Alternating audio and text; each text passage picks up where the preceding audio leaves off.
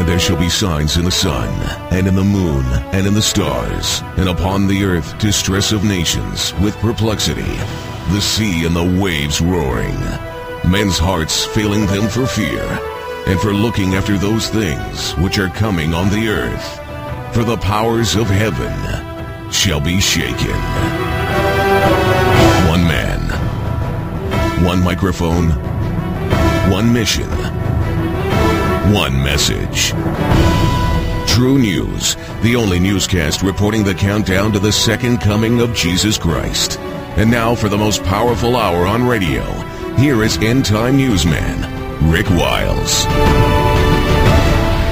This is True News, 1 hour of uncensored news, views, and commentary. Welcome to the program. I'm Rick Wiles. Today is Wednesday, May 9, 2012. Beginning today, we'll broadcast 3 special editions of True News. There will be no global news headlines during these programs. Pastor John Anderson will be my guest tomorrow to discuss the need for repentance in the Church of Jesus Christ. He is the author of the book, A Compassionate Roar, Raising an Urgent Voice in Our Window of Mercy. Attorney John Price will be back on Friday. Mr. Price participated in our recent private convocation of American Watchmen that True News sponsored several weeks ago here in Vero Beach. Mr. Price is the author of the provocative book, The End of America, The Role of Islam in the End Times. Mr. Price is convinced that the USA is the biblical daughter of Babylon, and so I will talk to him on Friday about his views. There has been a huge influx of new people listening to True News in recent weeks and months. In 13 years of broadcasting, we have never promoted or advertised this ministry. Our longevity and growth are the divine works of the Holy Spirit who leads people to this very unique radio program. And so to our new listeners, I say welcome. We're honored to have you. We're honored to know that you are setting aside an hour of your day to fellowship with us as we move rapidly toward the day of the Lord. In addition to the open discussion of topics traditionally not allowed on mainstream Christian TV and radio broadcasting, you may have also noticed something else that is different about True News. We do not merchandise the gospel of the kingdom. We do not sell products, gizmos, and gadgets. We do not dishonor God by making wild promises that he'll do something if you donate $1,000. We do not send you cheap religious trinkets such as night lights with our logo or vials of holy water from the Jordan River. We don't have share-a-thons. We don't flood your mailbox with slick marketing letters begging for money. Neither do we solicit funds through your emails. Instead, we simply trust our Heavenly Father that he'll speak to his sons and daughters through the Holy Spirit, and that the saints of God will hear his voice and obey. That's how we've lasted this long. In fact, on May 24 of this month, May 24, we will begin our 14th year of broadcasting. And our Heavenly Father has never failed us, and he won't fail us any time over the next 14 years either. And he won't fail you if you put your whole trust and faith in him and what his son Jesus Christ did for you 2,000 years ago on the cross at Calvary. Why worry about things when it's already done? Just rest in Christ. Trust him. Trust and obey. There's no other way to be happy in Jesus but to trust and obey. I'm really looking forward to today's interview. This is my first time to talk with this gentleman. His name is Bill Salus. Mr. Salus's website is prophecydepot.net. prophecydepot.net. He is the author of several very popular books about Bible prophecy, including Israelstein, the Ancient Blueprint of the Future Middle East. His newest book is Revelation Road. Bill Salus, welcome to True News. Well, thank you for having me on, Rick. It's a pleasure. Well, sir, in recent weeks, I've had a number of our listeners recommend you, and so when I began visiting your website, I was like, this guy's got to be on the program with with the material that you're teaching and the books that you've written. So we're very honored that you've taken this day to be with us. Bill, obviously we on this program we're an international newscast, and so we have been talking for a long time on this program about the eventual war with Iran, which is Persia in the Bible. Our purpose as a newscast is to prepare the saints of God for the things that are coming upon the earth, and to equip them and to encourage them to share the gospel of the kingdom while there is still light, still time that we can work and proclaim the gospel of the kingdom. At this point right now, mid-May 2012, it really looks like we are headed for a showdown with Iran this year. I've seen this over the years, Bill, this buildup of tension and anticipation that war is going to happen, and then it seems like everything, like the air is left out of the balloon and things kind of calm down. But this year seems different. What are you sensing? Well, you're basically sensing what is pretty much becoming public knowledge, even voiced from the leadership in Israel, that 2012 is the year of the fight against the Iranian nuclear program. That's actually a quote from made on April 4th of this year from the Israeli Defense Minister Ehud Barak. And then he's also gone out and said that they've made no promises to anyone not to attack Iran. This was after the G5+1 met in Istanbul, Turkey. It was in April as well, to talk to Iran about their nuclear program.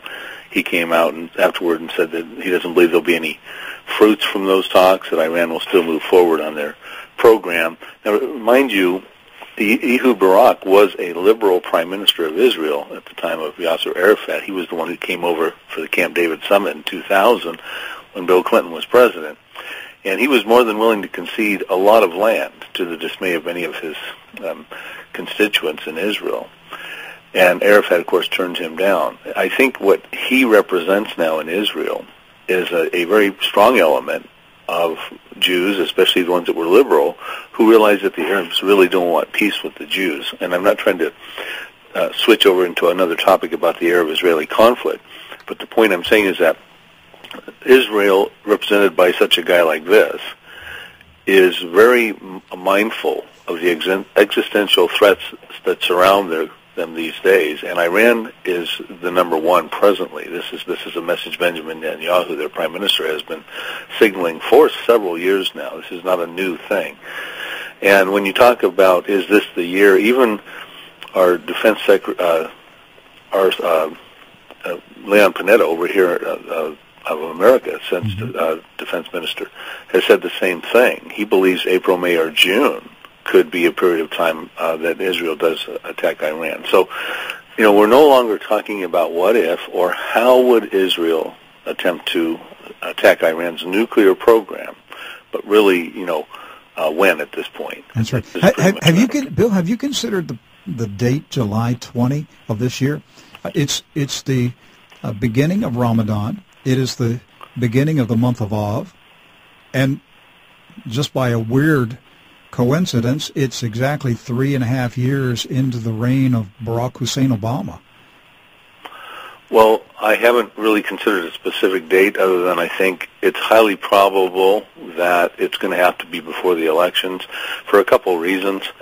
I think one of the main reasons is that I know that Israel is watching what's going on in Syria, and I know they're watching what's going on with the general presidential elections in America, but they're also watching what Iran is rapidly approaching is a zone of immunity. They're building an immunity framework by enriching uranium in various underground areas, facilities, and it's going to reach a point where Iran, any kind of strike from Israel or anybody on Iran, will have very nominal effect on waylaying or postponing or destroying Iran's nuclear facilities, nuclear program. So I think that's really what's driving Israel. Now, the other concern is there are a lot of Israelis who don't necessarily think Barack Obama is the best thing going for them.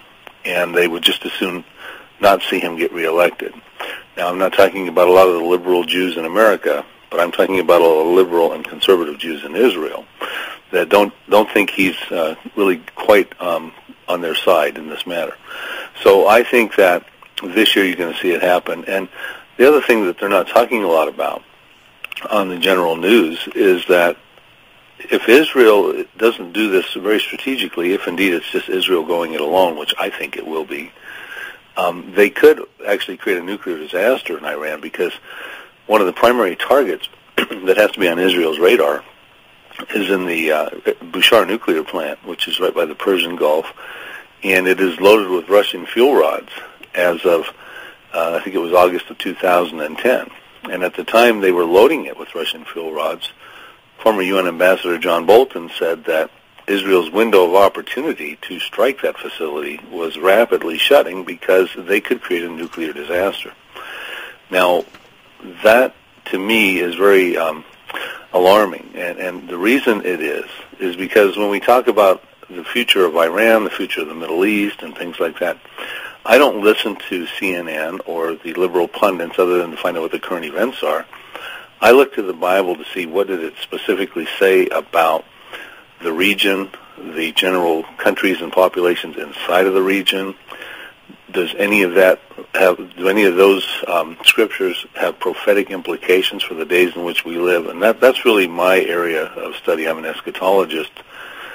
And it's, when you talk about Iran shows up in a couple important end times Bible prophecies. And I do believe we're living in the last days, so let me preface that. I believe that Israel becoming a nation in 1948 was the super sign that Jesus referred to, among other things. The main thing he referred to in Matthew 24, I believe it was verse 32, was Israel. He called it the parable of the fig tree. And so many of us believe that represented Israel being rebirthed, the Jews coming back into the nation, that the world hourglass tipped its final turn at that point. So we're 64 years later, talking on the radio today, in the end times. Now, Iran has a double jeopardy, a dual prophecy in the Bible and in the end times. And a lot of people, you probably are familiar with this yourself, Rick, will talk about a prophecy in Ezekiel chapters 38 and 39 where Iran is listed as Persia by Ezekiel, and they come together with the 9 populations he lists. It's called the Gog of Magog invasion. Are you familiar with that prophecy? Sure. We talk about it all the time here on the program. Okay, yeah, I wasn't sure how familiar you or your listeners were, so I don't want to jump right in over their heads on that.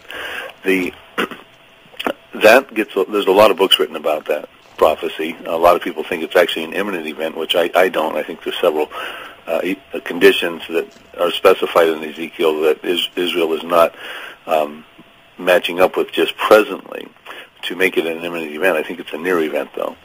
But Can I ask you right there what those things are that you think leads you to believe that it's not imminent? Yes, absolutely. But where I'm going to go with this too, and I will answer that question promptly here, is that Persia, written by Ezekiel, modern day Iran was much more at the time Ezekiel wrote than just Persia. He was only talking about a certain portion of modern day Iran that teams up with Russia, who we believe is the spearhead of the Gog of Magog invasion.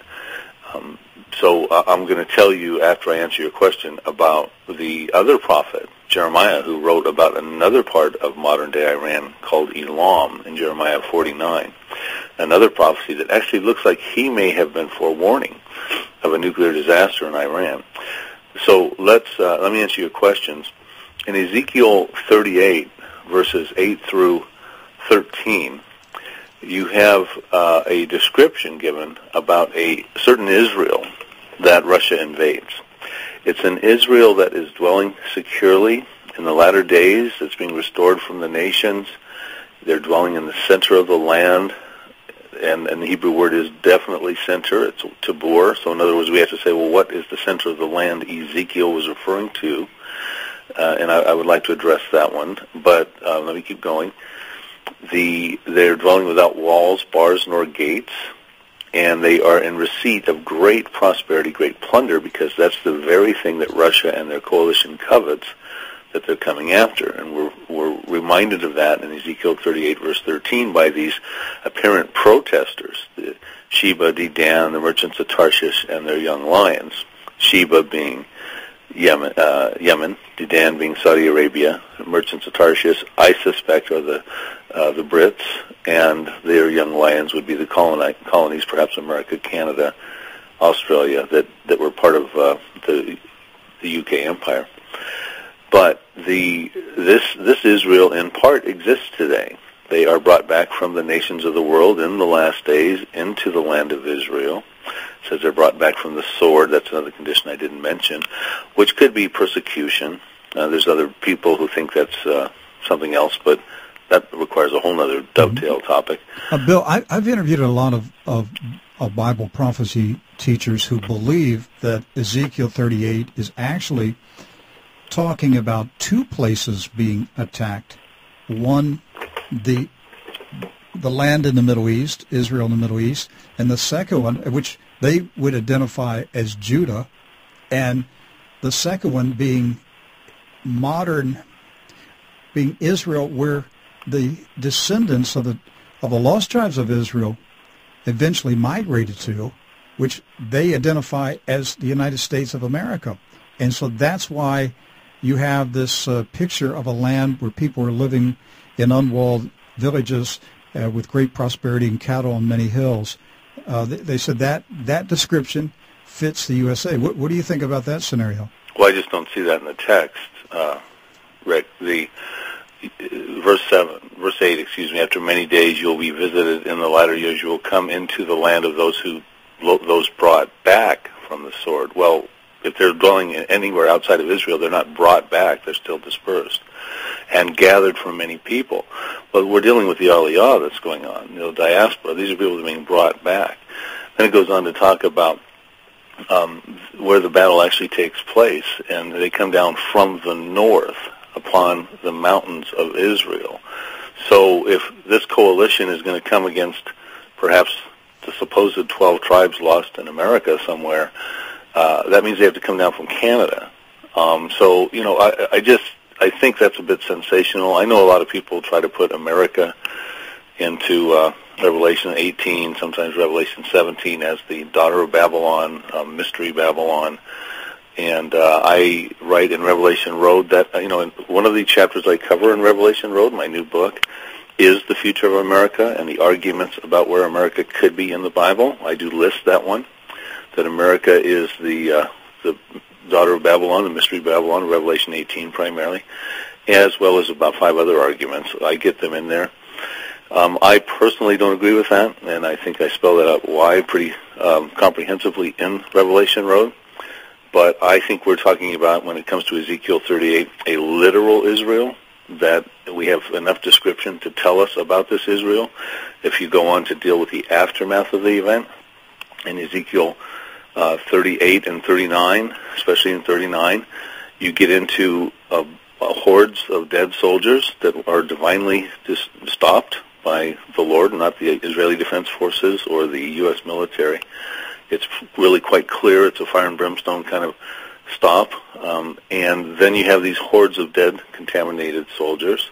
You have weapons strewn all over the land, and Israel gets renowned for burying the dead in a valley called Hamongog, east of some sea. So it's very descriptive. What sea is that? Is that the Pacific Ocean? No, I don't think so. East, that would be America. No, it's east of some sea. I believe it's the Dead Sea, and in central Jordan. And I explain that in the book as well, Revelation Road, why I believe that. They do it for a specific period of time, 7 months, and then if after that time they have professionals go out and stake the bodies and things like that, as Israel embarks upon a cleansing of the land process, then you have these weapons. They're going to be burned for 7 years and converted to fuel. So, I think it's all very specific that the nation of Israel comes under attack in the last days, that's dwelling securely, and their God upholds his holy name. It says in Ezekiel 39:7, in the midst of his people Israel. It makes it real clear that he's the promise-keeping God of Abraham, Isaac, and Jacob. And it requires the Jews being brought out of the nations of the world into the promised land. So you have to have Jews, and you have to have them in their land, because these are two integral parts of the Abrahamic covenant. God made an unconditional covenant with Abraham that he would father a great nation, that he would have descendants forever, and that those descendants would have a land. That's the promised land. Well, Bill, what about the rest of the Israelites? Because the Jews are descendants from Judah, so where are the rest of the tribes of Israel? Well, the tribes of Israel are, first of all, a lot of them don't know what tribe they're really from. There are DNA abilities to test their tribal identities at this point in time. So they're not all Jews that are in Israel. Is that what you're saying? Well, there's, first of all, the recreation of the nation Israel, with all the Jews coming back into the land, is not a random event. We have numerous Bible prophecies that talk about the Lord would bring the Jews out from the diaspora into the land of Israel. Now, he knows their identity. He's followed their family lines and their family trees throughout time, whereas the general record-keeping of Jewish descendancy was destroyed in 70 A.D. along with the temple, which is where they used to keep their heretical records. But are we today using the word Jew as a generalized description of all Israelites? Pretty much at this point, yeah. You had the kingdom split around 930 B.C. We had the northern kingdom where 10 tribes went up with Jeroboam, and then you had the southern kingdom of Judah and Benjamin that stayed with Solomon's son Rehoboam. And then, of course, the northern kingdom was destroyed around 732 or so, 722 B.C. by Assyria, and then you had the Babylonian captivity in 586 B.C. And then, they came back and there were still two kingdoms up until the point where in 70 A.D. they were dispersed again when the Roman Empire destroyed the city of Jerusalem and the sanctuary of the temple in fulfillment of Daniel 9:26. Then the Jews go out into the nations of the world in the diaspora and they hang out there for about 1,878 years until May 14th, 1948, when they're being brought back in the land. And in that period of time, they got, they had all kinds of identity, loss of who's who, what tribes they're from, although many Jews do know what tribe they're from. But the point is, God said he would bring them back into the land. Now, ultimately, with the destruction of the northern kingdom, really what was left was Judah, and Jews came. My understanding is that's really kind of how they got their name, the Jews, that sort of thing.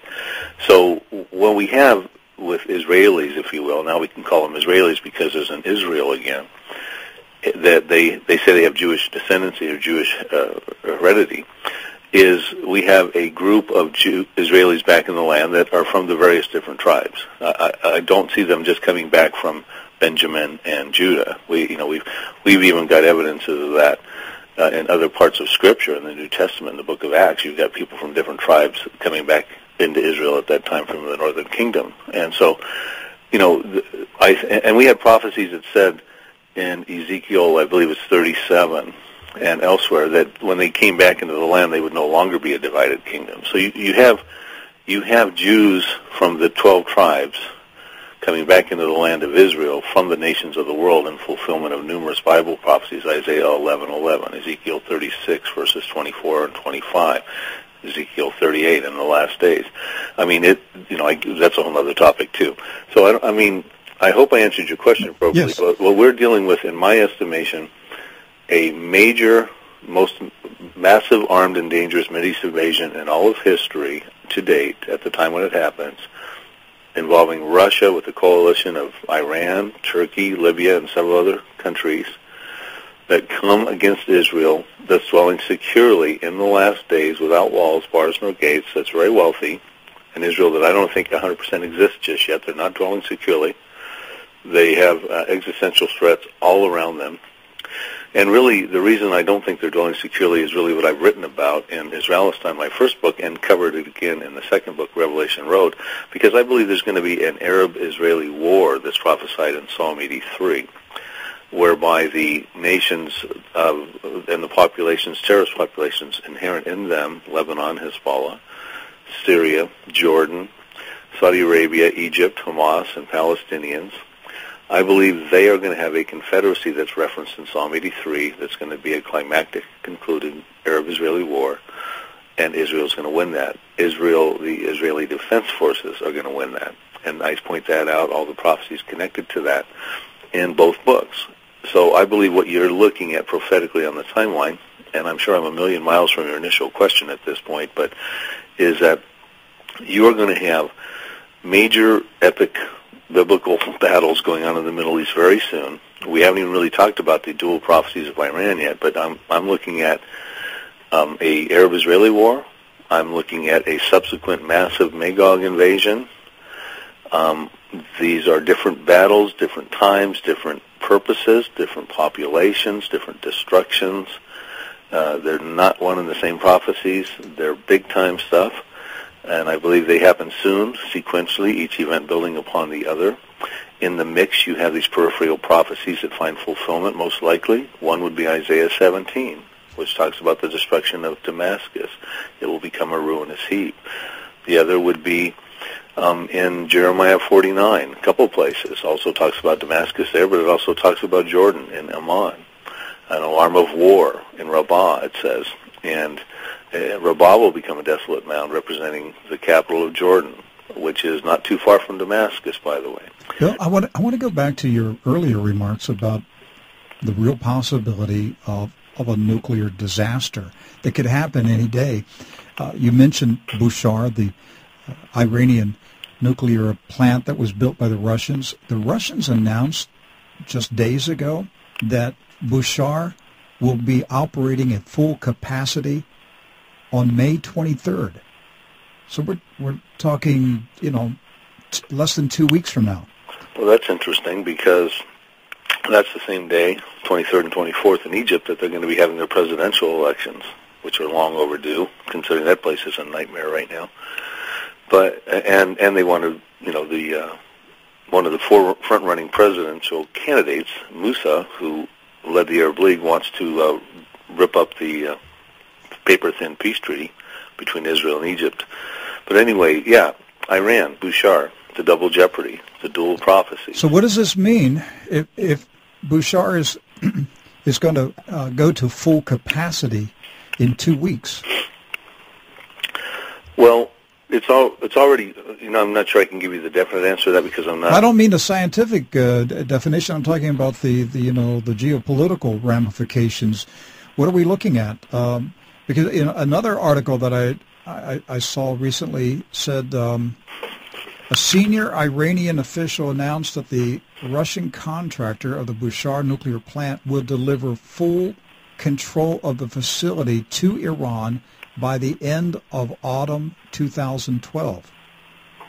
Mm-hmm. So we're starting to see some dates, some very definitive dates appearing now. We're seeing May 23rd this month, where the Bushehr nuclear plant goes to full capacity, and then we see that by the end of the fall of this year, sometime October, November of 2012, Russia will hand over the keys to the plant and walk away, giving the Iranians full control. So we've got this window here between May 23rd and November, Bill, that Israel may be compelled to take action. Well, yeah, I think May might be kind of a soft, word for the situation. But again, what I gravitate towards is the scriptures. Are there any prophecies that deal specifically, regionally and locally specific with where Bushehr is? Now, Bushehr is located in ancient Elam, not ancient Persia. I mean, ultimately, Elam became part of the Persian Empire, but when Jeremiah and Ezekiel wrote, the Persian Empire had not come into fruition yet. That is still the period of the Babylonian kingdom. The Persian Empire, the Medo-Persians, came in subsequently. So when these prophets wrote about 2,600 years ago, they were very specific about two different areas and two distinctly different prophecies. We talked briefly about Persia, the prophecy in Ezekiel 38, but we haven't talked much about Elam in Jeremiah 49, verses 34 through 39. Very specific prophecy about an area which would be in modern-day Iran by the Persian Gulf. Its ancient capital was Susa. It is where the Bushehr nuclear plant is located today. in Elam. And Jeremiah said that Elam will fiercely anger the Lord. And we believe this is an end times prophecy because the very last verse talks about in the latter days. And Iran, Elam specifically, does something to fiercely anger the Lord. In return, and it's really a very fascinating and short reading for your listeners to go through Jeremiah 49 verses 34 through 35. And they will find that there are several things that the Lord promises will happen because he is fiercely angered by Iran. One, he will break the bow of Elam, the foremost of their might. Now, let me break that down. The Elamites were known for their skills as archery. They were expert. They were warlike people. We find this out because they were involved in the time when Abraham freed Lot, way back in the book of Genesis. And we know they were warlike people. We know they were expert archers from other scriptures in Isaiah. And so when you break the bow of Elam, you take away its launching ability, which is very significant during Jeremiah's time, meaning here's an expert archer, but he has no bow to launch anything with. So what's he going to do? Throw his arrows at you. So they're going to break the bow of Elam, strike at the foremost of their might. Well, okay, so what would be Iran's foremost of its might if this is a prophecy that's still pending? Well, that would be a nuclear program, most likely. And then he goes on to say, and remember, this is all done because Iran has fiercely angered the Lord. Then he goes on to say he will bring the four winds from the four quarters of heaven, and that he would scatter the Elamites toward all those winds. And then he goes on to say there'll be no nation where the outcasts of Elam don't go. So we're talking about a worldwide dispersion, meaning perhaps there's a nuclear disaster affecting the area, which if Israel struck Iran, especially if its nuclear facilities have come into full throttle, like you were just suggesting, the odds of them not creating a nuclear disaster become almost nil. And so you could probably have Israel striking Iran and having a nuclear fallout scenario. How serious, I don't know, but if this prophecy is pending and is dealing with this issue that we should be watching, it could be a very disastrous situation.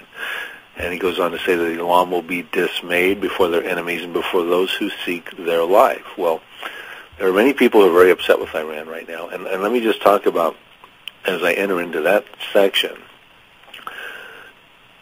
let me ask your listeners and you this question. All this that I'm telling you about, if it's still a pending prophecy, and I do believe it is, and by the way, I do cover this extensively in Revelation Road, Hope Beyond the Horizon, my new book. But if Israel, what could Iran do in the end times to fiercely anger the Lord? Well, let's break that down for a minute. As I stated earlier on your show, the existence of Israel today has God's conspicuous fingerprints all over it in fulfillment of Bible prophecy. It is not, as much of the church believes, or the world definitely believes, Israel does not exist today merely as a moral obligation of the United Nations after the Holocaust because the poor Jews needed somewhere to go because of the Nazis and Hitler. No, God said it would come to that in Ezekiel 37. He said he would, when it got to that stage, that horrific Holocaust stage, where Israel says their hope is lost, themselves are cut off, pictured of them in a very dry bones condition spread out in the nations of the world. The Lord says, I will bring you back from that condition into the nation of Israel. So here comes the Lord bringing the Jews back into the land of Israel, one of the biggest miracles since the parting of the Red Sea, probably bigger than any other miracle apart from the ascending of Jesus and him resurrecting and ascending to the right-hand side of the throne of God. To me, the next biggest miracle would be what we see today going on with the fig tree, the super sign of the end times, the regathering of the nation of Israel, coming out of over 195 countries in the world after 1,878 years of dispersion into a land that's not necessarily that safe, and it's still going on right now. And they're being blessed, and it's no longer a desolate wasteland. So the Lord has done this amazing work to rebirth the nation Israel and fill it with Jews coming out of the nations of the world. And he says in Ezekiel 39, verse 7, that prophecy we talked about, the Gog of Magog prophecy earlier, that he will uphold his holy name in the midst of his people Israel, that the nation shall know he's the Lord. This is just one of the things he's planning on doing with the Jews back in the land of Israel in Ezekiel 39, verse 7. So the Lord's going to uphold his holy name to let the nations know he's the promise-keeping God of Abraham, Isaac, and Jacob. The Jews are not going to be destroyed by Russia like they weren't destroyed by Hitler. And they're going to maintain their land. It's not going to be taken away by the Arabs in Psalm 83. It's not going to be, the plunder and booty is not going to be achieved by Russia and their coalition, because the Lord is going to demonstrate that he is the holy God. And that's what's going down. Now, all of a sudden, Iran wants to stop all that and wipe Israel off the map because their President Ahmadinejad and Ayatollah Khomeini and the mullahs are all apocalyptically minded. They want to create an apocalyptic condition in the Middle East, especially with Israel, wipe it off the map so they can hasten the return of Muhammad al-Mahdi, their 12th Imam. That's their Islamic Shiite eschatology. It's nuts. And they're going to try to wipe Israel off the map. And Israel knows that. And Israel's going to try to prevent that. Yad Vasham, never again is their word. And so what's happening is Iran is fiercely angering the Lord, in my estimation. And he's going to break their bow. They're not going to be able to launch. He's going to strike them at the foremost of their might, and there's probably going to be a dispersion created from a nuclear disaster. This is all very possible. Now, I haven't even finished on Jeremiah 49, these extra 5 legs of this prophecy. Now, I know this all sounds like newspaper exegesis and highly sensational, and so, and I'm positing fairly new, undiscerned Bible prophecy on your program to all your listeners. So whenever we do that, of course, Rick, we have to be careful to say, dear listener, be a Berean, study it yourself, find whatever commentaries you can on this prophecy, which you won't find many, because it's just much like Psalm 83. Most people didn't understand it. It was a Bible prophecy for our time. And that was pointed out in my book, Israelstein, and again in Revelation Road.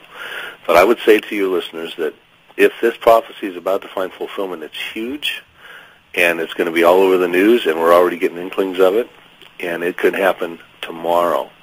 So he says that there will be, back to that 4th part of the 9 prophecies in Jeremiah 49, he will cause Elam to be dismayed before their enemies and before those who seek their life. Well, not only is the Lord angered by Iran right now, fiercely angered, but Israel's concerned. Saudi Arabia is extremely concerned. In fact, Saudi Arabia has opened a thin strip of air through northern Saudi Arabia, the most direct route for Israel to strike the Bushehr nuclear plant at the Persian Gulf area. Saudi Arabia has opened a thin strip of air for Israel to do this. This has been available to Israel for a period of time now. And just last week, General Gantz said that there were, I'm trying to remember the exact words, he said that there were other nations who have made their military forces available for this attack. So he's clearly hinting that it will be more than Israel that goes against Iran. Well, I wouldn't quite go that far. A lot of this chess moving, first of all, we're beyond psychological warfare. Well, we're beyond rumors of war and muscle flexing at this point. These are actually chess piece moves that cost money to deploy. America just sent over an unknown amount of F-22 Raptor fighter jets to the UAE, the United Arab Emirates.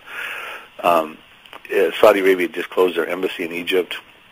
Israel just called up 6 battalions of reservists to man the borders of Egypt and Saudi Arabia.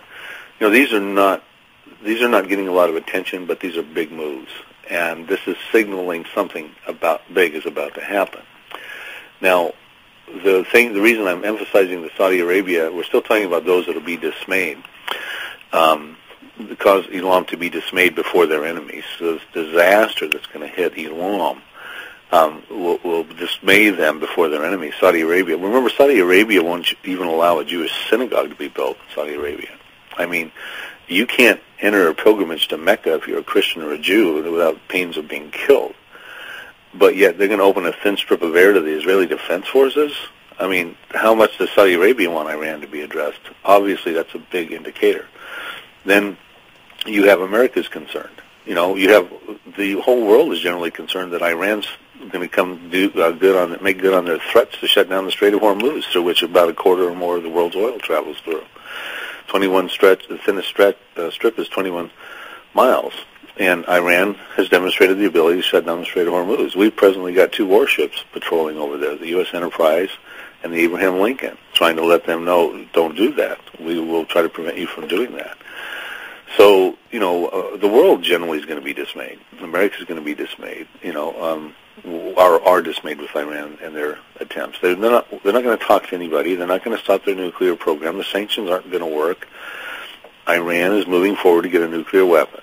Iran wants to wipe Israel off the map. Well, why do they want to do that? Well, if they can wipe Israel off the map, they can have another proxy state called Palestine with the Palestinians, and they can control the third holiest temple of Islam, third holiest site rather, which is Jerusalem. Although it's not mentioned in the Quran even once, the Muslims believe it's where Muhammad ascended, like he ascended like Jesus, that's what they believe, in Jerusalem. So therefore it's the third holiest site. Well, Iran is on a big move to turn the Fertile Crescent into a Shiite crescent. They've already got Syria in their back pocket. They've got Lebanon through Hezbollah in their back pocket. They're about to get Iraq through Prime Minister Nouri Maliki, who is very pro-Iran. They are wanting to take Israel out to be a proxy. Jordan will be next. Because Jordan can't even defend itself. I mean, their royal Jordanian army is just in place really pretty much to keep the Hashemite kingdom intact. And then they're going to want Saudi Arabia, which are the two holiest sites in all of Islam, which is Mecca and Medina. So Iran's got really big plans, and they're trying to shift the balance of power over there by getting a nuclear weapon. It's really not that hard to figure out.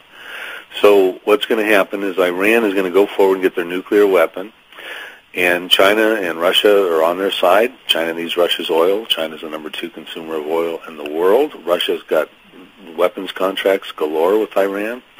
Iran owes Russia money.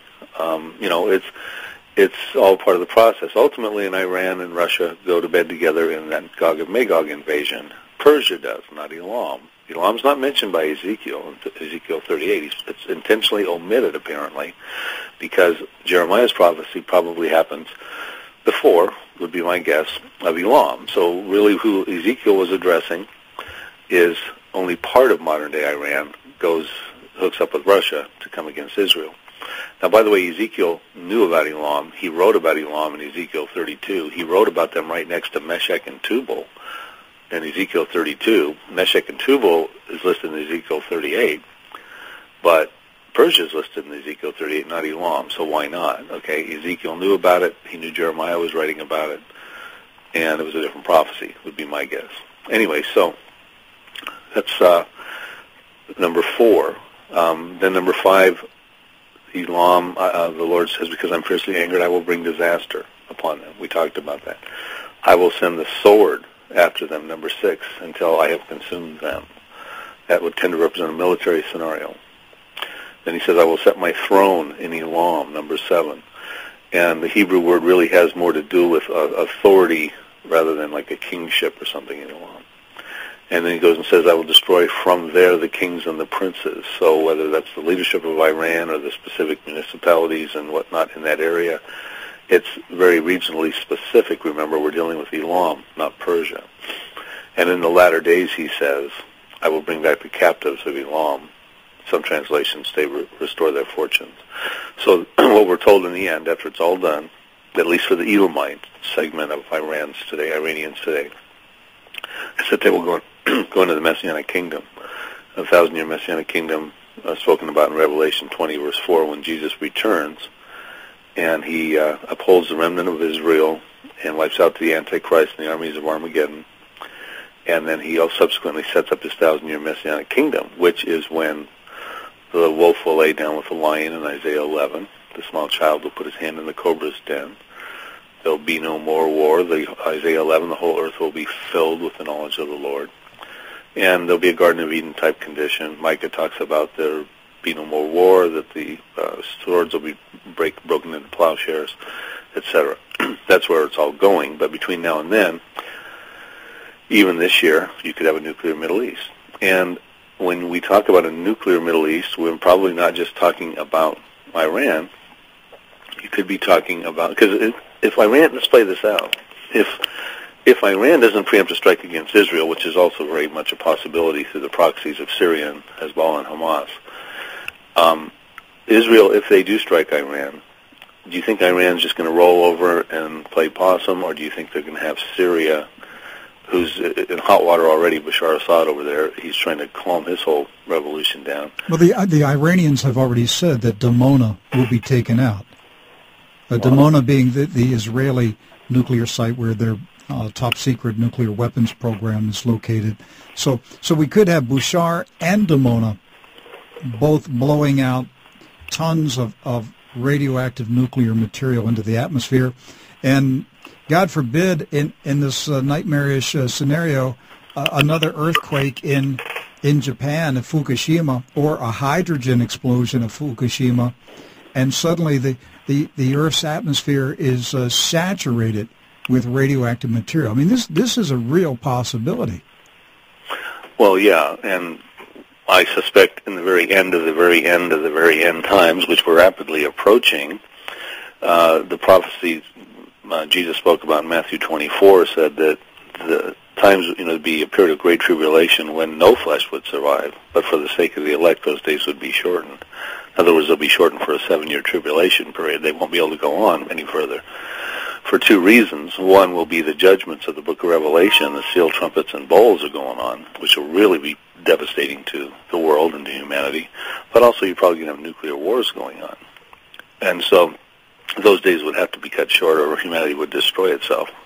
Bill, last week or two, DEPCA, the Israeli-linked news website, they put out a report that said that Mr. Netanyahu and Ehud Barak had been advised by Israeli intelligence and military advisors that Iran was literally 6 weeks away from building a trigger for a nuclear bomb. And DEPCA said this is now shortening the window from months to weeks. So they were clearly indicating that as we go into the summer that we could expect action from Israel. But then DEPCA also floated two scenarios that they said Israeli intelligence and war planners are extremely concerned could happen this summer. The one scenario was that Iran would detonate a radiological dirty bomb over Israel. The second was that Iran would detonate a nuclear device in the Mediterranean to generate a tsunami, that the tidal wave would wipe out Tel Aviv. Have you considered these possibilities? Yeah, I've read that article on DEPCA about the tsunami. First of all, I like DEPCA, but they tend to be a little on the sensational side. So you have to really be careful about everything, researching what they're saying. Just on the flip side, it's a psyop operation. I mean, obviously they're putting out psychological warfare, disinformation, all kinds. You got to read it and try to figure out exactly what they're trying to do, what they're saying. Well, and I'm not trying to discredit DEPCA. I like DEPCA, but on the flip side, when you read something from them, you have to look at it twice. And when you read something from Haaretz in Israel, you have to realize that's a very liberal source. So they're going to talk about, there's more pushing toward peace than war, whereas DEPCA is going to be pushing more war than peace. And that's all fine. All I'm telling to your listeners is when you read articles from certain sources, it's important to understand the backbone of that source, what their modus operandi is. I really like DEPCA, don't get me wrong. But the tsunami scenario, we'll just take that as an example. Who's ever done that? I mean, that's a very risky move for Iran to try to do that. You don't think people wouldn't finger them for that? That would bring down world condemnation. It would probably fail. To me, I play these things out and go, that's not going to happen. That's just not going to happen. What's going to happen is a little more realistic about the geopolitics of what we understand. Now, could Iran try to do some electronic scenario against Israel through an EMP? Could they even do it with America? There's concerns about Iran wants to launch something off a tanker in the Atlantic over America. That's what about the threat the Iranian admiral made recently that he could position an Iranian Navy vessel within 3 miles of New York City? Well, to be honest with you, I think that stuff's all very possible. I think there's a reason that the EMP threat is on the top of the Department of Homeland Security's radar. I think that there's a reason Newt Gingrich was talking about that on the political path. Electromagnetic pulse would be one of the wisest weapons an enemy of America could use presently. I mean, they could put that together with a barrage of other things that could really wipe this country down. An EMP could shut down, if appropriately, successfully launched 180 miles at the burst altitude over a certain part of America, could send our electronics back decades, maybe to the 1800s, right, causing irreparable damage. And people wouldn't be able, the younger generation would flip out because they couldn't go get money out of their ATM. Their ATMs would be down. Societal functions would be off, etc. I just posted a article on my website dealing, it was on the ABC News, and it's something I'd already put in my book, Revelation Road, a multi-pronged terror attack on America, starting with taking the first responders out on wildfires throughout the country, wilderness wildfires, forest fires, get the first responders out, and then come after America when they're all gone with some other multi-pronged terrorist attack. And an example I put in the book is baseball stadiums with big games going on where dirty bombs are launched and destroying, all the people there. And dirty bombs are a very big reality. New York patrols it every day. L.A. patrols for dirty bombs every day. The turn of, I think it was September 11th, this past September 11th, the 10-year anniversary, the police in New York were checking trunks of cars for dirty bombs. Mm-hmm. I mean, what about then I have suicide bombers going into synagogues at the same time, blowing themselves up on Sabbath? All these things are very, very possible to hit this country and put us in a position where we would go on lockdown. Whether they successfully launch an EMP, we'd go on more than lockdown. We'd go into martial law. Martial law, lockdown. We thought the economy was bad. Now it's over. No, these are all very realistic scenarios, and you and I are just talking about on a radio show. You don't think that the enemies of America have thought this stuff through? I mean, they've already found Hezbollah at the borders of Mexico. So, how many of those people are already in here ready to act on command? And Ahmadinejad has threatened terrorism in America. If you were him, and I wouldn't want anyone to be Ahmadinejad, but if you were in his shoes, and Israel and the United States were making threats almost daily, wouldn't you do something to do something in a preemptive way? I mean, if you watched Saddam Hussein get taken out and Muammar Gaddafi, and you've watched this domino effect in the Middle East, you'd be saying to yourself, I'm next. I'm not going to sit here and wait on them to come and get me. I'm going to hit them first. Isn't that what you would be thinking? Well, first of all, if I was Ahmadinejad, I'd get a different haircut. But you're absolutely right. And Ahmadinejad, by the way, he may not be in office much longer. He's got some skids with Ayatollah Khomeini and other issues he's dealing with. But it doesn't matter.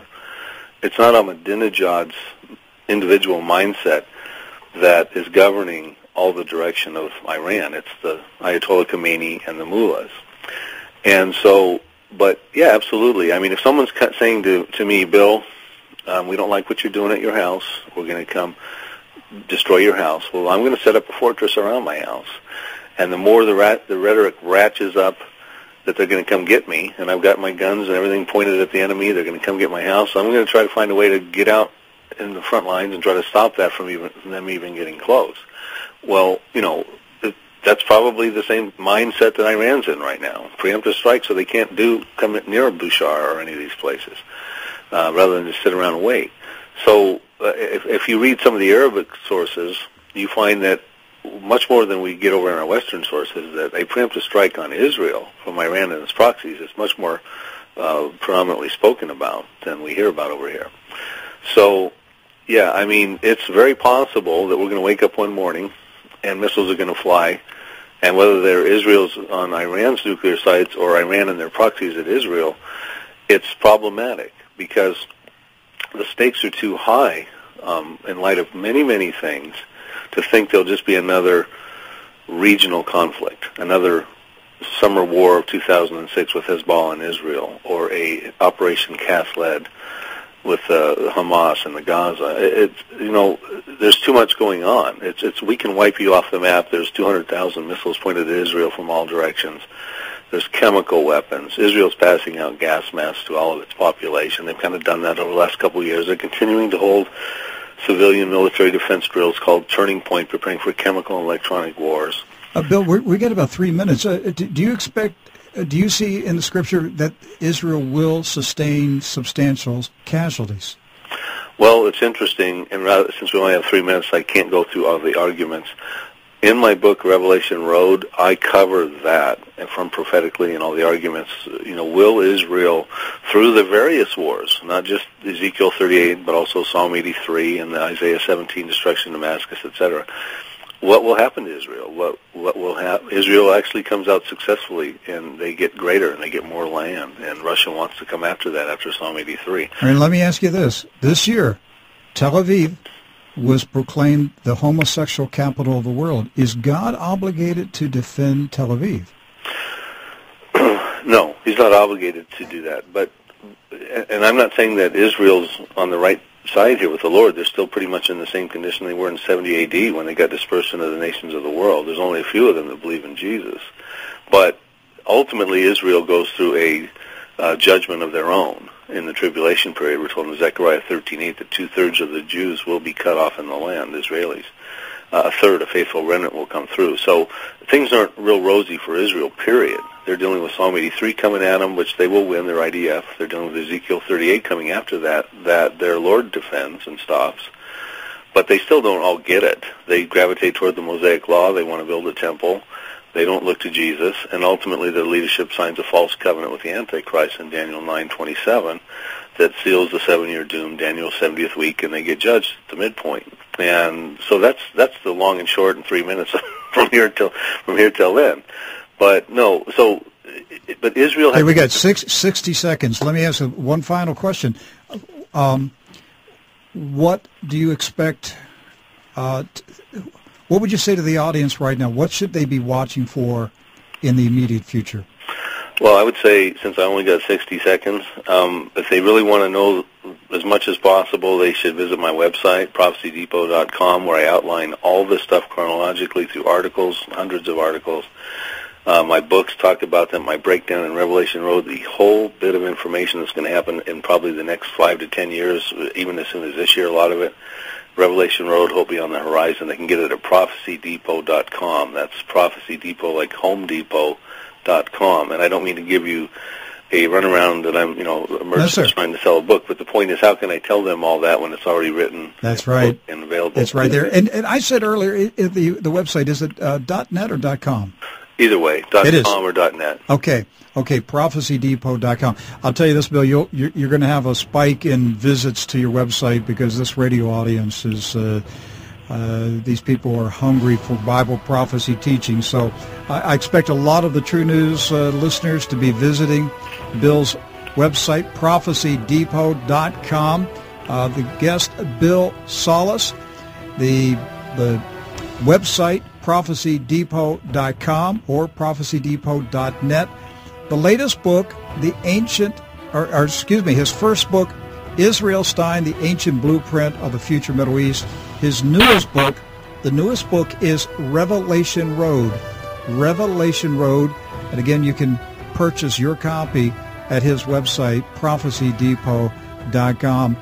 Bill, I appreciate you being on True News today, and we thank you, our radio audience around the world, for spending this hour with me.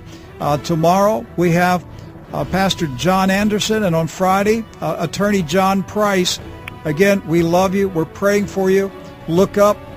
Your redemption draweth nigh. Jesus Christ is coming soon. We love you. See you tomorrow.